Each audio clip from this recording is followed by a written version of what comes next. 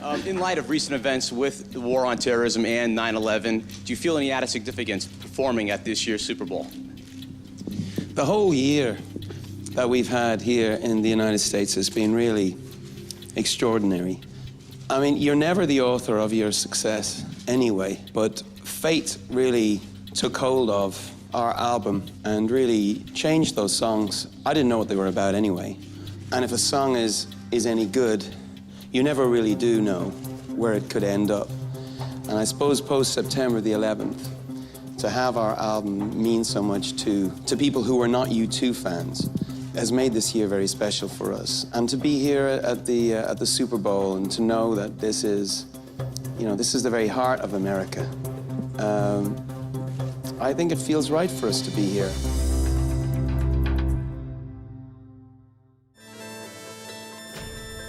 "9/11 changed the game in a significant way.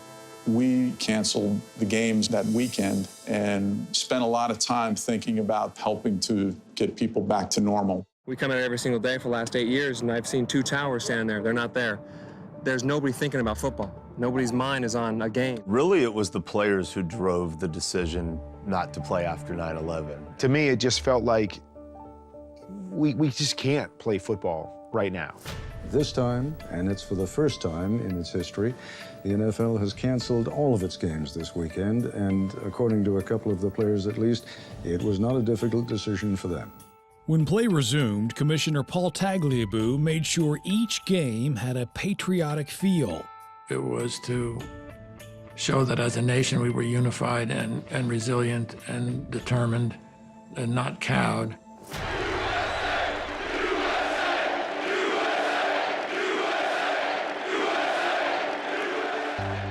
I think it kind of recalibrated everybody's sense of what was important. All of a sudden, listening to the Star-Spangled Banner took on a lot more meaning than it had for a lot of people prior to that. The NFL was determined to move forward with the season and play a full schedule, including the Super Bowl in New Orleans. For the halftime show, they would need an act that was equal to the moment. It's hard always to find an act that can really captivate a stadium. With U2, you had the first post-classic rock supergroup still at the top of its game with a new release that was instant classic and massive. And let's face it, a frontman who embraces the role. We reached out to U2 and went and met Bono and The Edge and everybody out in Vegas, and it was not a hard sell.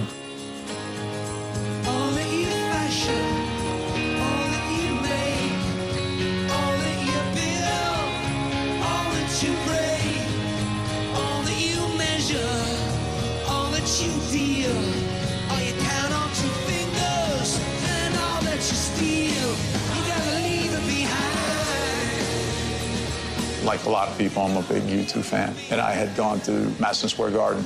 It was one of the few concerts that were still happening after 9/11, and they played a song, but then started projecting the names of the victims of 9/11, all across the arena. And people didn't really realize what was happening at that moment, but all of a sudden you'd hear, "Oh my God, there's my brother."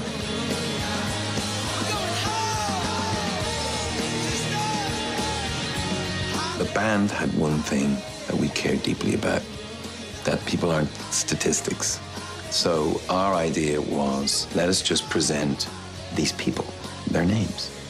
There was a lot of hostility to the idea within our management and within the circle of the band. People said, you can't do that in New York, you cannot do that. It's just too much. I said, no, we must do that. That's how you honor people.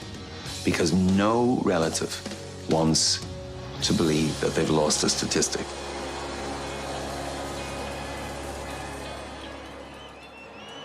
What U2 did was come into New York City and say to New Yorkers, it's okay for us to have fun. And also, we're going to mark this occasion with some solemnity. And it was mesmerizing. That band is connected to the earth. That band is connected, period. They live and breathe, and they care. They care about the world, they care about people, they care about their fans enormously, and they're an extraordinary group of people. They are one of a kind. We sort of went through the concert in the office the next morning. We said, you know, that's what we're trying to do. Like, that's the moment. And ultimately what we wanted them to do in New Orleans was to make that a personal tribute to the victims of 9/11. They had the vision, and we had the platform. And maybe the first time ever, the NFL was able to create this incredible cultural moment because we were open to it. At Super Bowl 36, the St. Louis Rams and the greatest show on turf were the heavy favorite to bring home a second Lombardi in 3 years. But second-year quarterback Tom Brady and the upstart New England Patriots had destiny on their side. Good evening, ladies and gentlemen, and welcome to Super Bowl 36. When you get to that point and understand that you're one of the two teams representing our game, our country, on the biggest stage, there's no question that it took on a different weight. I think as a league, we felt a responsibility because of what we do and because of the amazing platform that we had to get back to playing football as a means of saying we will not let what happened stop us from being the greatest country in the world. Joe Andruzzi was a teammate of ours who had a couple of brothers that were firefighters in New York who were at the scene. The way we figured we had to go on to win football games was together as one nation or country. We decided to run out as a team, and we started doing that every single game after 9/11, and it led us up into the Super Bowl. And we were warned that we needed to come out individually for the Super Bowl, but we figured we've been having success in doing things a certain way, and we wasn't going to change that. And now, ladies and gentlemen, choosing to be introduced as a team, here are the American Football Conference champions, the New England Patriots. They were the Patriots, and they were red, white, and blue. They were so easy to root for on that Sunday. He just said, you know, you guys are a red, white, and blue team. You are the colors of the flag. He just said, you know, it's almost destiny. After the Patriots jumped out to an unexpected 14-3 first-half lead, it was finally time for U2 to take the stage. A lot of thought went into that. It was to show that as a nation we were unified and resilient and determined, but to do it in a way that would, above all, respect those who had lost their lives.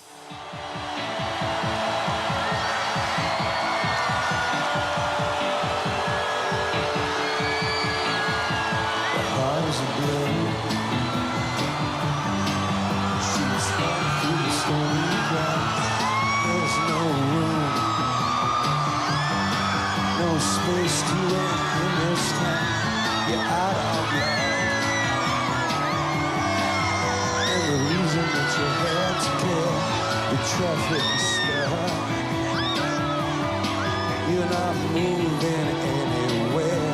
You thought you'd found a friend to take you out of this place. Someone you could lend a hand in return for grace. It's a beautiful day. The sky for you feel like it's a beautiful day.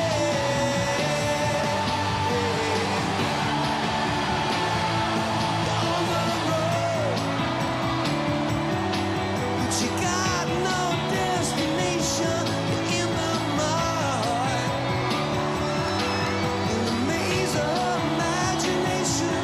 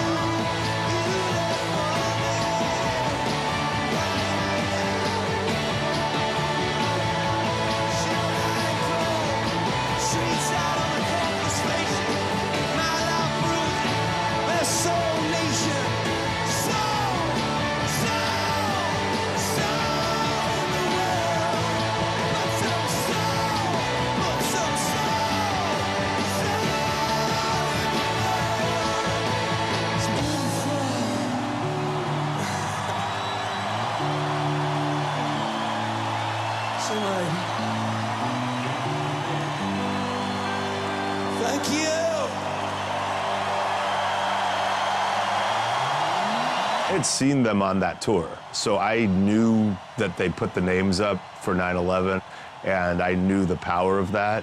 But still, when they did it during The Streets Have No Name, just remember literally dropping my notebook and going, oh. Sleep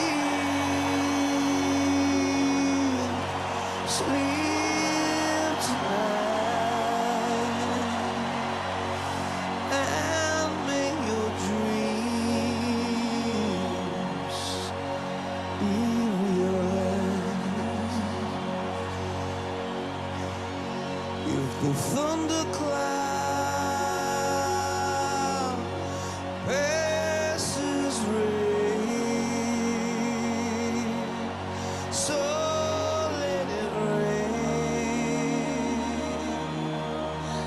let it rain, rain on thee.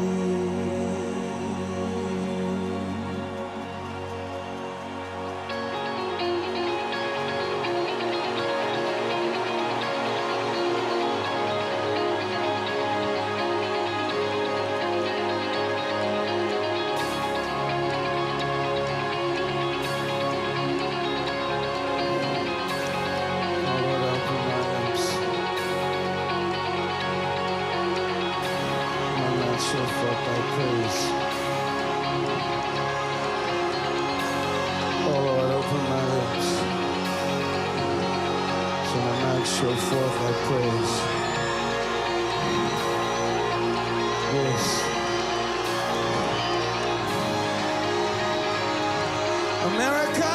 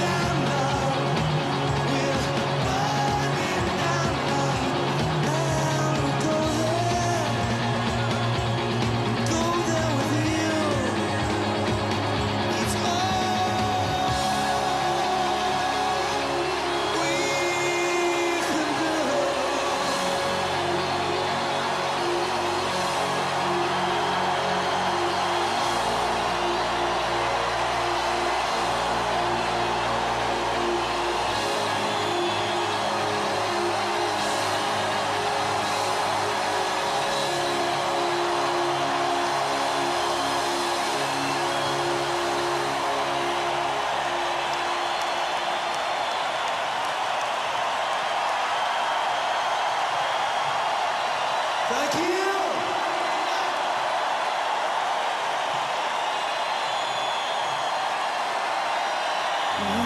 We are all patriots, and tonight, the Patriots are world champions. Sometimes the power of music can say something that you can't really express with words somehow.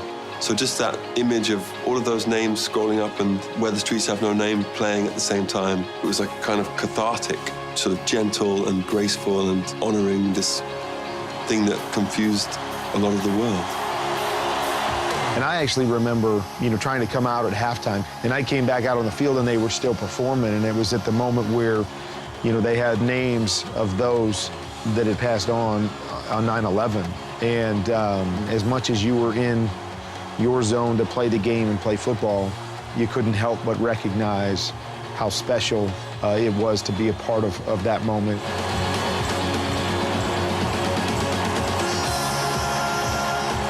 We play Where the Streets Have No Name whenever we need God to walk through the room.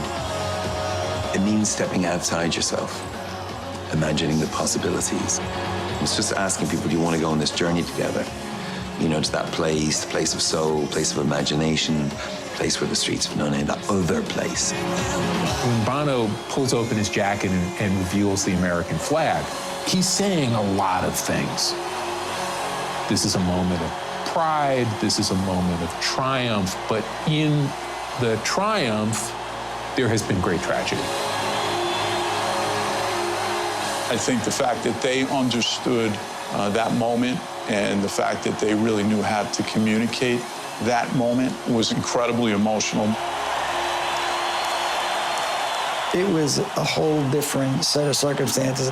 It's hard to compare it to anything else because it was much more than entertainment. I unequivocally said at the time and unequivocally stand by now that U2 halftime performance was the best in Super Bowl history, and I would say by far. From the music to the message to the timing, that it's just never going to be topped. You just understood the importance of that moment and that moment for healing and driving our country forward, and just honored to be a part of it. I believe that was the most important event ever held in the National Football League, because it's very difficult now, 15 years later, for people to remember they weren't flying anywhere. You weren't going to big events, and you were afraid of everything that was going to take place. If you go back and look at it today, that we understood the place of sports, and particularly the place of the NFL in the larger universe. Thank you.